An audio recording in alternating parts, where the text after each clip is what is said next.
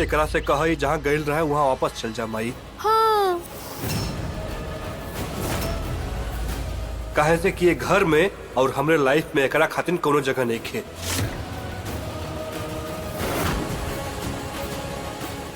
जे अपने छोट एगो बच्ची के छोड़ के एक बेरी यहाँ से जा चुकल बिया,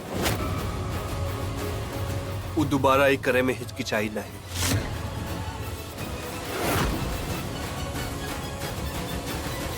दादी दादी देखिए ना, कार्तिक जी की समझाई ना इनका के हमरा कुछ कहे के मौका भी नहीं खन दे।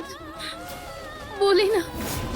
कार्तिक ई कहा रे जैसे मिले खातिर तू 6 साल से तड़पत रहला, इतना सहला तू ओके खातिर, और आज वो तोहरे सामने हा तो पुराना बात याद आवा था।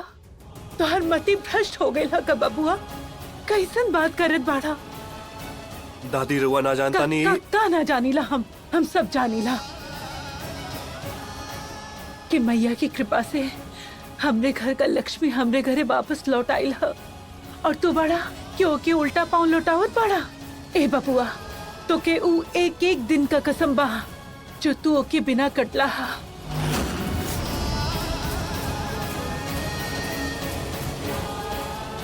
देख देखे के आंख में और बता तू उसे प्यार ना करेला।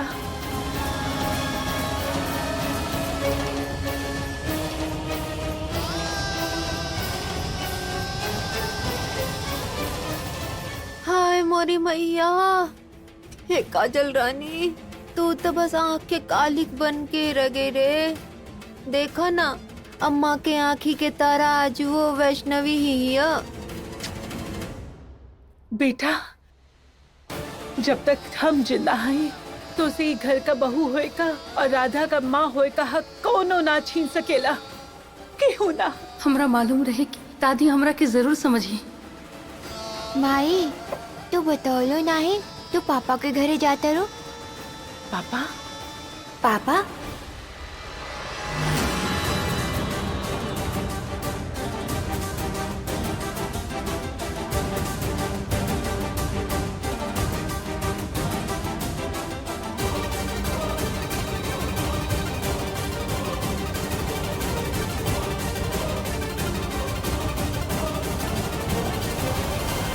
बेटा, हम सब यहाँ कुछ इम्पोर्टेंट बात करता नहीं। तू तब तक राधा के साथ जाके खेला, वो अपने रूम में भी आ। ठीक बा पापा।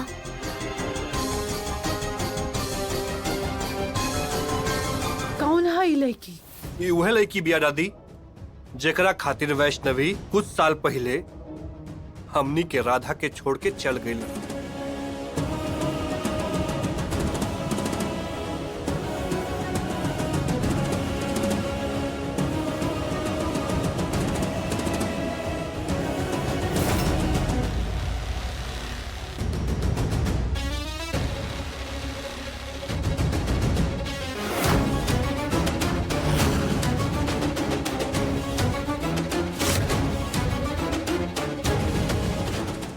इतना बड़ा धोखा, ये सब कर्म करे के बाद तो हर यहाँ वापस लौटे के हिम्मत कैसे भल वैष्णवी? एक नाम भी राधा के कान पे ना पड़े के चाहिए, और ना ही एक छाया। बबुआ तो के दुत्कार के बहुत ठीक करत था। चल जाइए हवेली से, और कब वापस सकल मत कहिया। निकल जाए यहाँ से। पिछला बार हम तोहरा के अपन टॉयज ना दिखाइले रहनी ना, पता ना कहाँ रख देले रहनी। आज हम तोहरा के दिखावत आनी। इतना बड़ के टेडी बियर होला, ए पे तो हम चढ़ियो सके नी।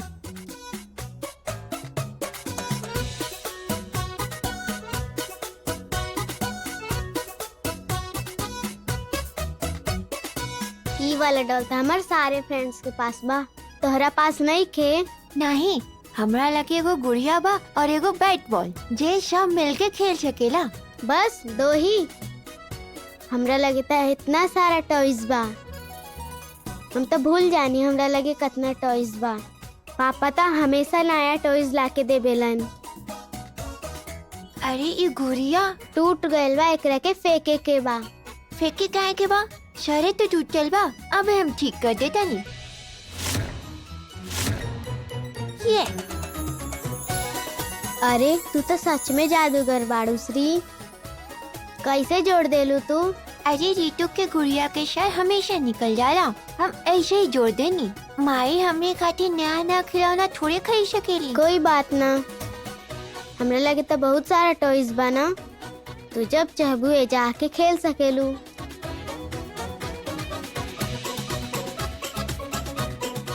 ये मैजिक बॉक्स हम घर ले जाएं। ऐसे हम सबके जादू दिखाएं। ना श्री, ये पापा हमार बर्थडे पर देले रहला। फिर तो ये स्पेशल हुई ना। तो हम ये लूडो ले जाएं, सब मिल के खेलल जाए। ना श्री, ये भी हमरा के पापा देले रहला हन। पापा के दिहल चीज हम शेयर ना करेनी। तू तो पहले ही हमार पापा के पापा बुलावेली, और उनकर दिहल हुई गिफ्ट हम तोरा के ना दे सकेनी। तो तू हमरा माई के माई बोले लू ना। और ये हम तारा पापा के पापा ऐसे बुलावेंगे कैसे वो हमके हमरा पापा जैसे लागे नी। अगर हमारा पापा होते ना तो हमके ऐसे ही खिलौना ला के देती, फिर हमके क्यों से मांगे के ना पड़ी। तो ऐसे भी ताई इतना बड़ा धोखा, ये सब कर्म करे के बाद तो हर यहाँ वापस लौटे के हिम्मत कैसे भल वैष्णवी। एक नाम भी राधा के कान पे ना पड़े के चाहिए, और ना ही एक छाया। बबुआ तो के दुत्कार के बहुत ठीक करत था। चल जाइए हवेली से, और कब वापस सकल मत कहिया। निकल जाइए यहाँ से। दादी, दादी हूँ।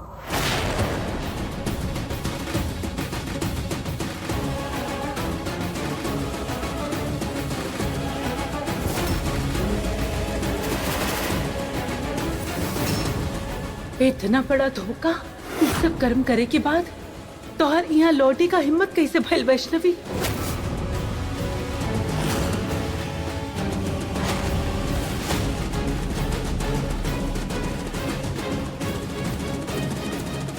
अरे हम समझत रहली कि जैसे 6 साल हमरी राधा अपन माँ खातिर तड़पल बिया, तू भी वहाँ अपन बच्चे के खातिर तड़पत होबू।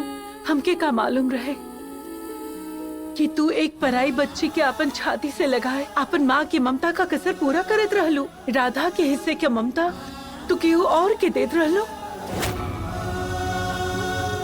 दूसरी केहू पराई बच्चे में राधा का कमी पूरा करत रहलू। बस करी, इतना मतलबी निकलबू ये हम ना जानत रहली।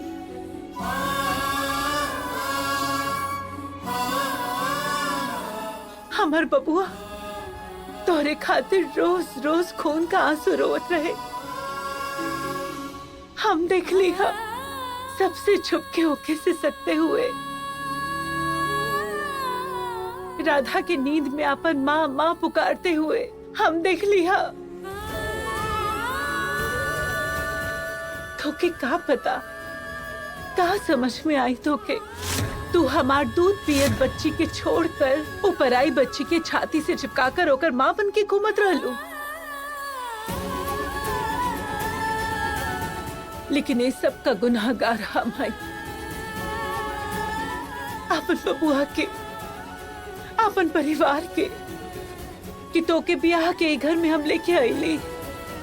तोहरे खातिर पूरा परिवार से लड़ ली हा हम। लेकिन केहू सच्चे कहले हा कि अपन कर्मों का फल यही जन्म में भुगते के पड़ेला। तभी तो देखा एक पराई लड़की के खातिर हम अपन पूरा परिवार के दुखी कैली, और आज वो है लड़की केहू पराये के खातिर हम के पराया कर देलस। ना दादी, हम बस हमकी दादी पुकारे का जरूरत नहीं थे। ये हक तू 6 साल पहले खो चुकल हो वैष्णवी।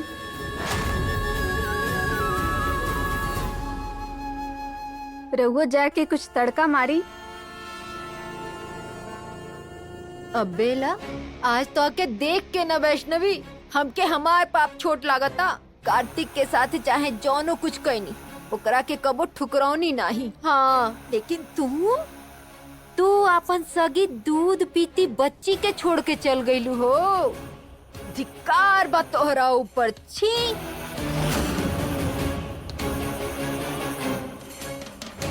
अम्मा आज हमके लागत था जौन कार्तिक कैले बना ना बिल्कुल सही कैले बा। जौन राधा के ओकरा माई के नाम ना बतौलस। जब माई ऐसन होई त बच्ची ओकरा के ना जाने न तोने अच्छा बा। रउआ सब हमरा गलत समझता नहीं। हम बस कहूँ कर जा वैष्णवी, बस कर जा बस। आज तो हर वजह से हम अपन आँख में शर्मिंदा हो गए है। हमार मत मारल गई रहे। तोहरे हर सुख दुख में हम आँख में पट्टी बांध के तोहरे साथ खड़ा रही, अपने घर परिवार के इतना दुखी कैली। और तू ओ पराई लड़की के साथ अपन माई होके का सुख भोगत रहलू। ऐसा कुछ न बा दादी। ये 6 साल में रउआ सब जितना तरसल बानी उतना हमू तरसल बानी। रउआ सब के प्यार खातिर हम ना गइल रही यहाँ से। हम तो हर रोज आवत रही, बाकी रउआ सब है तो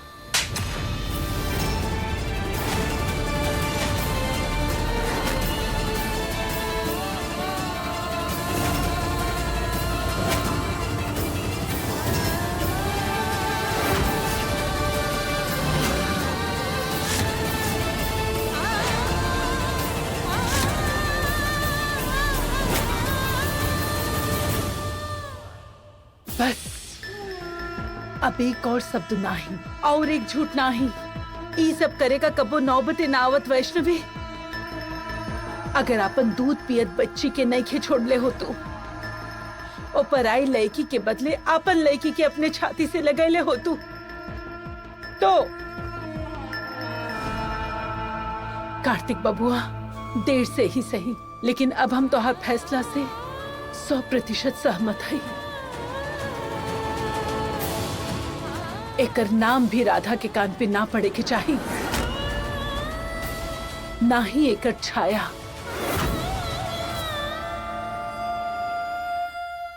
अब ई हमार हवेली में कदम ना रख सकेले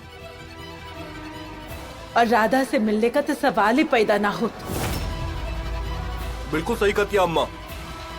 ऐसने माई के होखला से अच्छा बाकी बच्चा अनाथ रहे।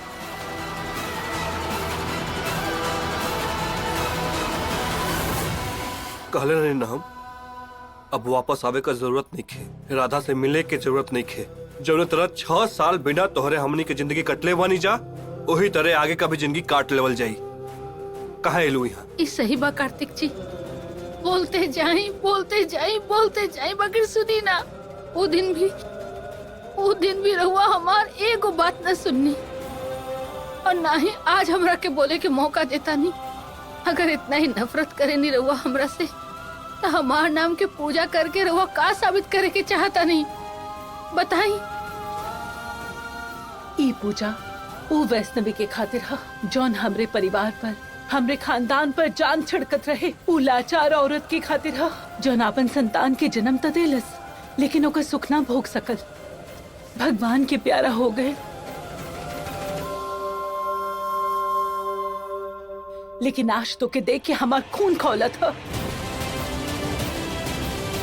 ऐसन औरत जो नापन दूध पियत बच्ची के छोड़ के चल जाए, ओकर ई हवेली में कौनो जगह नहीं है। बबुआ तो के दुत्कार के बहुत सही करत है। चल जाइए हवेली से और कब्बो अपन सकल मत दिखैया। निकल जाए यहाँ से।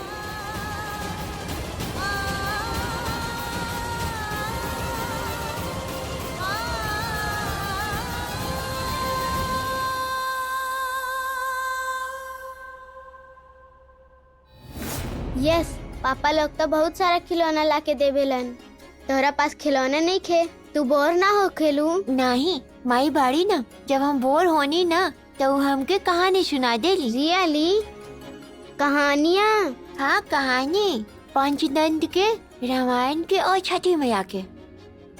तू ना सुन लो का? नहीं ना, पापा रात के लेट आवेलन और माई नहीं की हमरा पास। श्री, तोहरा के हमार खिलौना चाहिए ना तो ले ला, लेकिन हर खिलौने के बदले में हमरा के एक कहानी सुनाए के पड़ी। कहानी खातिर तोके हमके खिलौना देवे के कोनो जरूरत नहीं खे। माई के कहानी एकदम फ्री बाटे और हमनी के तो बही नहीं जाना, तो जौन हमार है वो तोरो है। यस, तो तू भी हमार टॉयज ले सकेलू, जवन मन करे ऊ। सच्ची? हाँ, इला। वाह, ये तो हमके बहुते पसंद बा। एक बार माई ले आई रही, लेकिन वो रवि से टूट गई।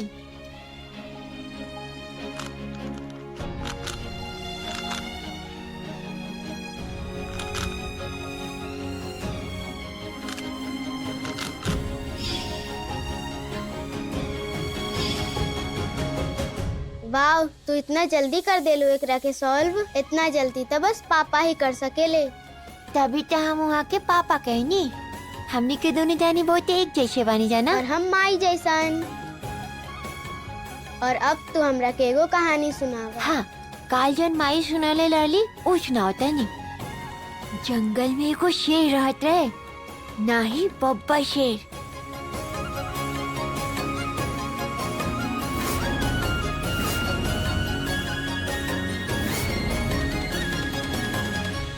तू ऐसे ना जाइबू तो कर विदाई हमें ही के करे के पड़ी। राधा से अब तो हर कौनो रिश्ता नहीं खे। निकला यहाँ से। दादी, हमार बात तो सुनी दादी। हम माई बानी होकर रुआ सब हमरा के गलत समझतानी दादी। हमार बात तो सुनी दादी। वैष्णवी के घर वापसी के जोन दरवाजा रला, दादी और कार्तिक वो भी हम बंद कर देनी। जे हमरा कार्तिक के कष्ट दी ओकरा के तो हम खुदे घर से धक्का मार के निकाले। समझ लू? चला।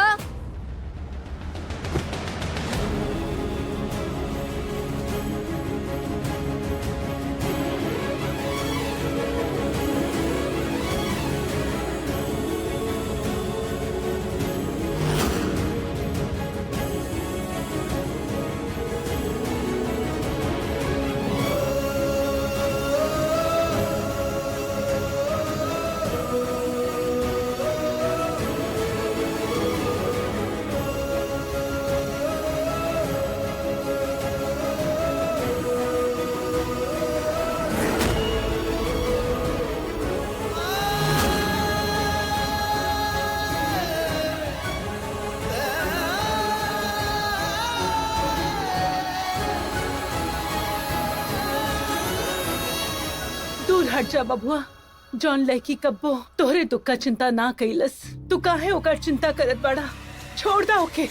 हमरा के गलत समझे कि भूल रुआ पहले भी कर चुकल बानी कार्तिक जी, आज फिर करतानी। राधा के हमरा से दूर करके बहुत बड़ा गलती करतानी रुआ। हम दूर नहीं करते तोहरा के राधा से, तू खुद अपने आप के दूर कैले बाड़ू हमरे बेटी राधा से। यह सोच तो और गलत बाना कार्तिक जी। माही बानी हम ओकरा के खुद से दूर करल तो दूर, हम ऐसा सोच भी ना सके नहीं, सपना में भी ना।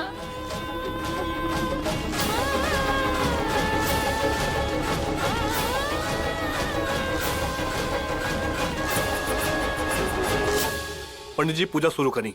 लेकिन राउर पत्नी तो हमार पत्नी मर गेल बिया।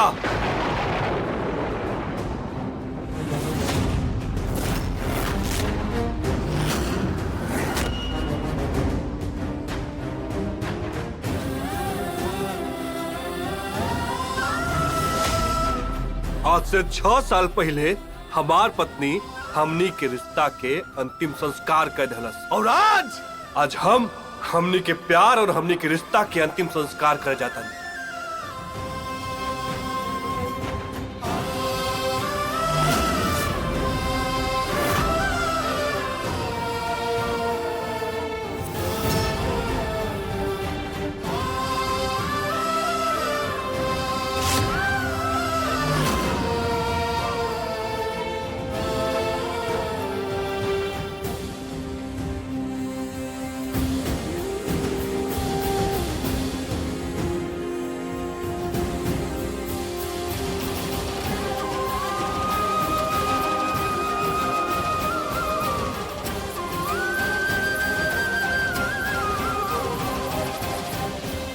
शुरू करी।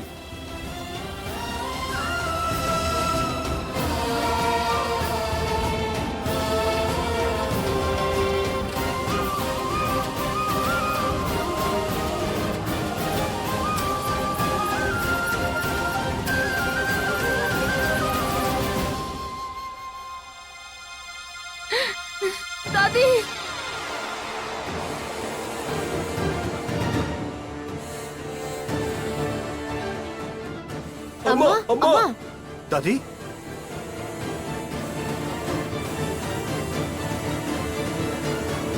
हम एकर शकल भी ना देखे के चाहत है।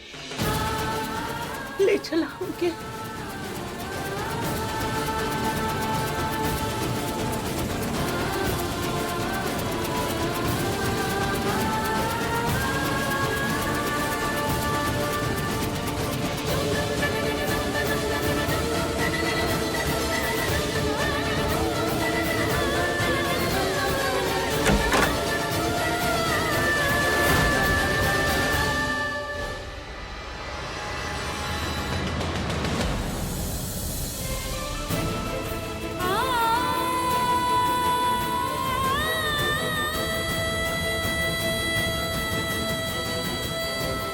जल्दी से पानी लेके आओ।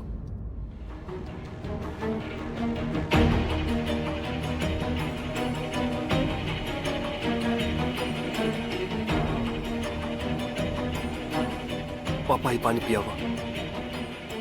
अम्मा अम्मा पानी पी ली।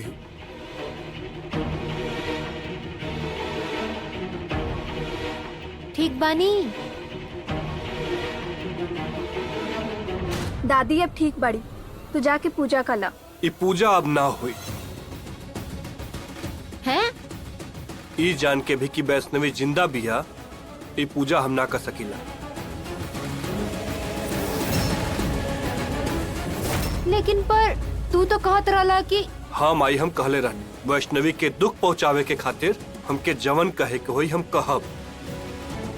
एकर मतलब ही नहीं कि वो सब सच हो जाए।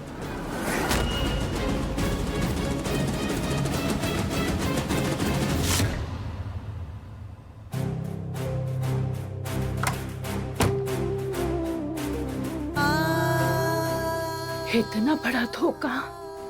ये सब कर्म करे के बाद तोहर यहाँ लौटे के हिम्मत कैसे भइल वैष्णवी? अपना घर परिवार के इतना दुखी कैलू और पराई लड़की के खातिर आपन माई होके का सुख भोगत रहलू। बतावा, तोहर विदाई हमें के करे के पड़ी। राधा से अब तोहर कौनो रिश्ता नहीं खे। हमार पत्नी मर चुकल बिया। आज से 6 साल पहले हमार पत्नी हमनी के रिश्ता के अंतिम संस्कार कर दिले रहन, और आज हम हमनी के प्यार और रिश्ता के अंतिम संस्कार करे जाते हैं।